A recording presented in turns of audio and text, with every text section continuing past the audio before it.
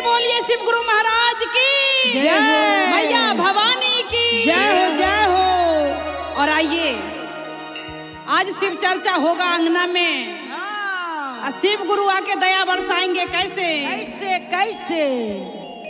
लइहा बंगाल से तू ललकी से नूरवाए कलकतिया पियवा। लइहा बंगाल से तू ललकी से नूरवाए कलकतिया पियवा। अंगना में होई शिवा चर्चाए कलकतिया पियवा। अंगना में होई शिवा चर्चाए कलकतिया पियवा। अंगना में होई शिवा चर्चाए कलकतिया पियवा। अंगना में होई शिवा चर्चाए कलकतिया पियवा। लइहा बंगाल से तू ललकी से नूरवाए कलकतिया पियवा। अंगना में होई शिवा चर्चाए कलकतिया पियवा। अंगना में होई शिवा चर्चाए कलकतिया पियवा। अंगना में होई शिवा चर्चाए कलकतिया पियवा। और कैसे पांडे जी? पाव भर मिश्री लइहा, पाव भर बादामवा हो कलकतिया पियवा। पाव भर मिश्री लइहा, पाव भर बादाम हो कलकतिया पियवा। पाव भर मिश्री लइहा, पाव भर बादामवा हो कलकतिया पियवा। ललकी से नूरवा तू लइहा हो कलकतिया पियवा। ललकी से नरवा तू लइहा हो कलकतिया पियवा। ललकी से नरवा तू लइहा हो कलकतिया पियवा। गैया के घिउवा लइहा, चौमुखा दियरा हो कलकतिया पियवा। गैया के घिउवा लइहा, चौमुख दियवा हो कलकतिया पियवा। गैया के घिउवा लइहा, चौमुखा दियरा हो कलकतिया पियवा। अंगना में होई शिवा चर्चाए कलकतिया पियवा। अंगना में होई शिवा चर्चाए कलकतिया पियवा। अंगना में होई शिवा चर्चाए कलकतिया पियवा। और कैसे पांडे जी? ललकी चुनरिया लइहा, ललकी तू सरियाए कलकतिया पियवा। ललकी चुनरिया लइहा, ललकी तू सरियाए कलकतिया पियवा। हमरा ले चुनरी लइहा, ननदो ले सरियाए कलकतिया पियवा। अंगना में होई शिवा चर्चाए कलकतिया पियवा। अंगना में होई शिवा चर्चाए कलकतिया पियवा। अंगना में होई शिवा चर्चाए कलकतिया पियवा। अंगना में होई शिवा चर्चाए कलकतिया पियवा।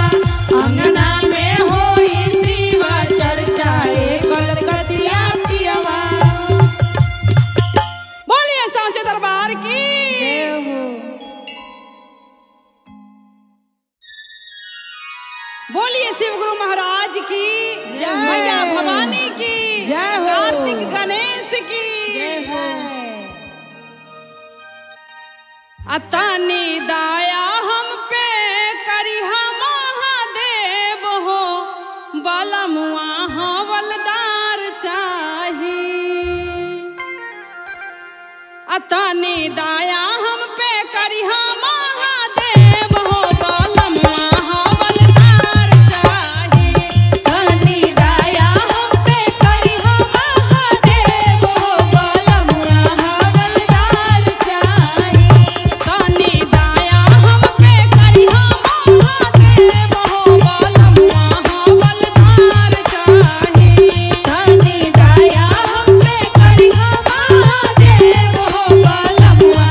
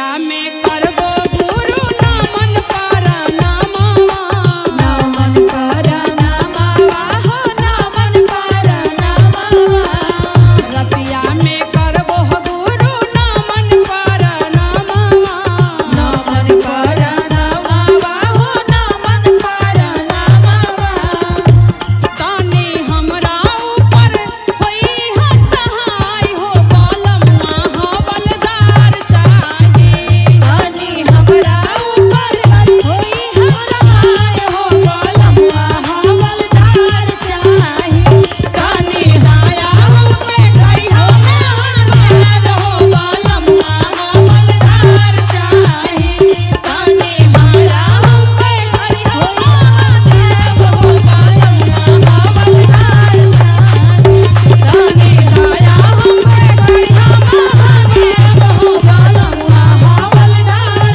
चाहे। बोलिए सांचे दरबार की जय हो प्रेम से बोलिए शिव गुरु महाराज की जय हो अब तुलसी मैया की जय गंगे मैया की जय हो चारही कोना के अंगनमा कि बीचवे में तुलसी रोपली हो राम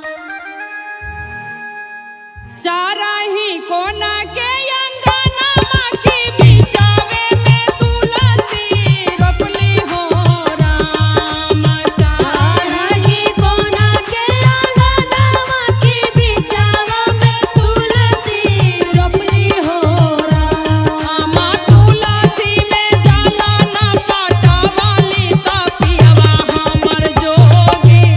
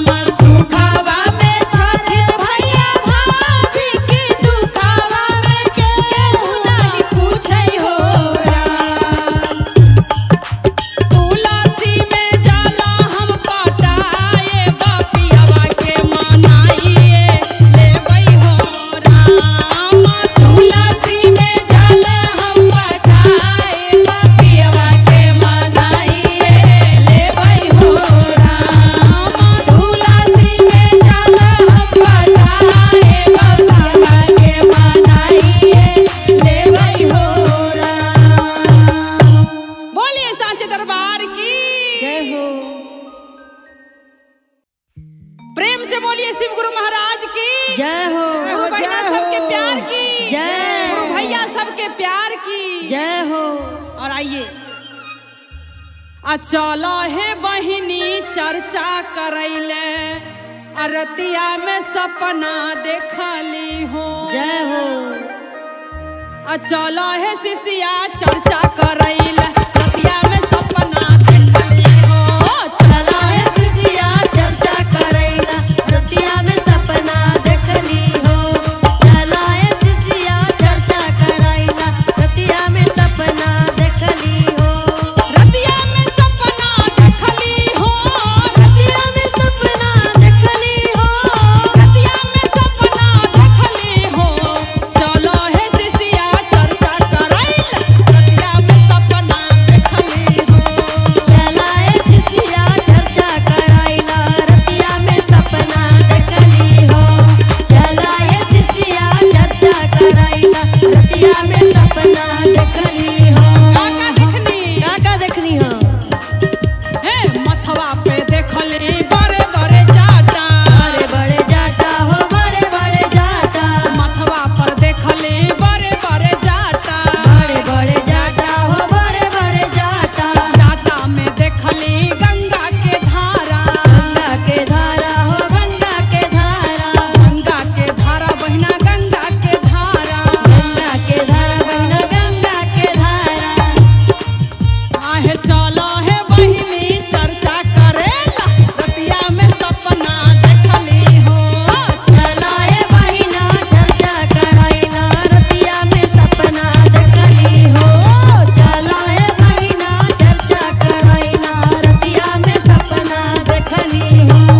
हथवा में देखली त्रिशूल डमरुआ। त्रिशूल डमरुआ हो त्रिशूल डमरुआ। गलवा में देखली नाग के मलवा। नागा के मलवा हो नागा के मलवा। हथवा में देखली त्रिशूल डमरुआ। गलवा में देखली नाग के मलवा। ए चलो है बहिनी चर्चा करेला रतिया में सपना देखली हो। चला है बहिया चर्चा करैला रतिया में सपना देखली हो। चला है बहिया चर्चा करैला रतिया में सपना देखली हो। चरणों में देखली शिष्या बहिनिया। शिष्या बहिनिया हो शिष्या बहिनिया। साथ में देखली शिष्या बहिनिया। शिष्या बहिनिया हो शिष्या बहिनिया। साहेब भैया हो नीलम दीदी। नीलम दीदी हो नीलम दीदी। चलो है शिष्या चर्चा गावेला रतिया में सपना देखली हो। चला है शिष्या चर्चा करेला रतिया में सपना देखली हो। चला है शिष्या चर्चा करेला रतिया में सपना देखली हो। चला है बहिया चर्चा करेला रतिया में सपना देखली हो। बोलिए साचे दरबार की जय हो। बोलिए शिव गुरु महाराज की जय। मैया पार्वती की जय हो। शिव गुरु के ज्ञान अनमोल हो। कोई ले करके बांटो। गुरु जी के ज्ञान अनमोल हो। कोई